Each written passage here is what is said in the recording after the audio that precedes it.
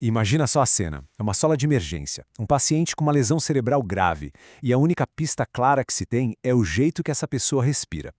Hoje, a gente vai bancar o detetive para descobrir como um simples ritmo respiratório pode apontar para o local exato de um dano no cérebro. É um quebra-cabeça e tanto. Olha só o nosso roteiro de investigação. A gente começa com o enigma da respiração, parte para localizar a lesão, entende como o cérebro controla esse ritmo todo, depois vamos analisar as pistas falsas, fazer umas conexões bem legais com a ciência e, no final, fechar com um resumo clínico e umas dicas práticas. Tudo começa com uma pergunta. No centro do nosso mistério, tem um padrão respiratório muito específico que desafia a equipe médica a olhar além do óbvio e tentar decifrar o que o corpo está querendo dizer. Essa aqui é a questão direto de uma prova de 2002. Mas por um instante, esquece a prova. Pensa na situação real, emergência. Um caso de traumatismo crânioencefálico e o padrão da respiração é uma das poucas pistas que se tem ali na hora. A resposta certa pode mudar todo o rumo do tratamento. Para a gente desvendar esse caso, a primeira coisa é entender a nossa pista principal. A respiração de Cheyne-Stokes não é só uma respiração bagunçada e irregular. Ela tem um padrão muito claro.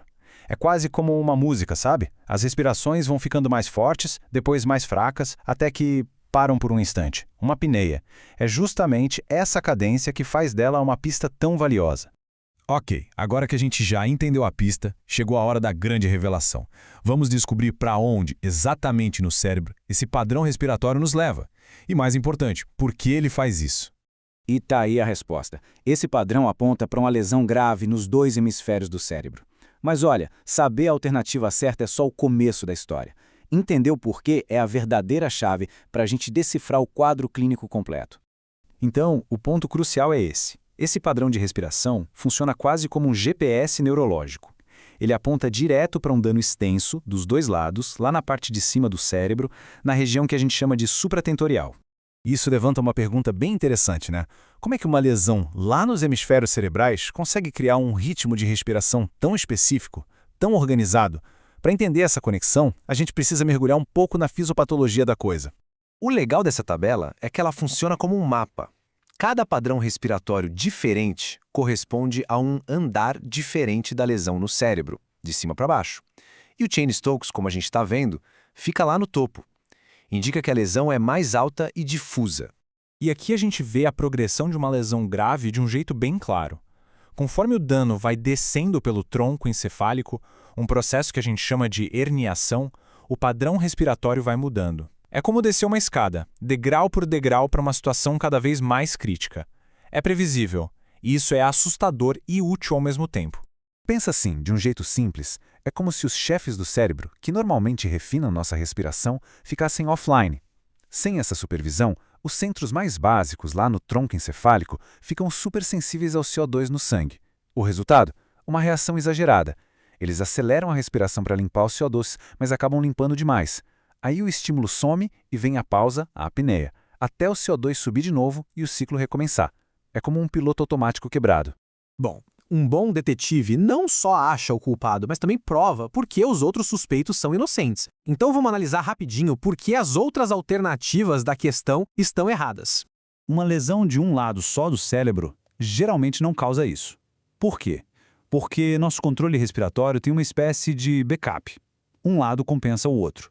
Para bagunçar o sistema desse jeito, criando esse padrão cíclico, o dano precisa pegar os dois lados, precisa ser bilateral. E um infarto na ponte. A ponte fica mais para baixo no tronco encefálico. Como a gente viu naquele nosso mapa, uma lesão ali daria outra assinatura respiratória, um padrão completamente diferente. Ou seja, o local do crime seria outro. Agora, a compressão do bulbo, aí a coisa fica muito séria. O bulbo é o centro de controle principal, o coração da respiração. Uma lesão ali leva ao caos total, uma respiração atáxica completamente desorganizada. É o último passo antes da parada respiratória. Beleza, a gente resolveu o caso clínico. Mas agora vamos fazer uma coisa muito legal. Vamos abrir o zoom. O que esse padrão respiratório pode nos ensinar sobre biologia em geral e como é que isso se conecta com algumas das maiores mentes da ciência? A natureza é cheia de exemplos incríveis. Pensa nos mamíferos aquáticos, como os golfinhos. Eles, de propósito, desligam o controle superior da respiração para poder mergulhar. É quase um análogo do que acontece numa lesão cerebral, só que de forma voluntária. Isso mostra como esses mecanismos são antigos e fundamentais. É impressionante pensar nisso, né? O que a gente sabe hoje foi construído por gigantes da ciência. Cornel Heymans, lá em 1938, descobriu os sensores de CO2, que são a base de todo esse mecanismo. Até o Pavlov, famoso pelos reflexos, ajudou a gente a entender como esses centros mais primitivos do cérebro assumem o controle. Cada descoberta foi uma peça essencial nesse quebra-cabeça. Ok, depois dessa viagem toda, vamos voltar para a beira do leito? O que, no final das contas, a gente leva para a prática. Vamos juntar tudo num resumo bem direto ao ponto.